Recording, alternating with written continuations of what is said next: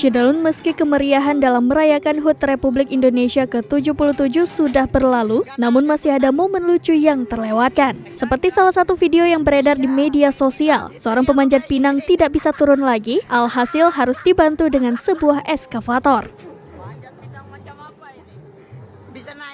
Video tersebut diunggah akun Instagram @andreli_48 pada 23 Agustus 2022. Terlihat dalam video seorang pemanjat pinang berada di atas pohon pinang yang sudah tidak ada lagi hadiahnya. Pria itu tidak bisa lagi turun, sehingga rekan-rekannya terpaksa membawakan eskavator untuk menjemputnya di atas pohon pinang. Tidak ada keterangan dalam video di mana lokasi kejadian itu terjadi. Akhirnya, pria itu bisa turun dengan bantuan eskavator.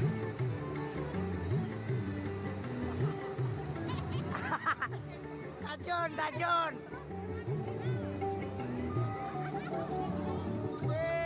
Bulano. Gotas na na. Sambil di foto kawala aja. Kawala. Jedanya. Halo, foto. Wih, asik jemputan.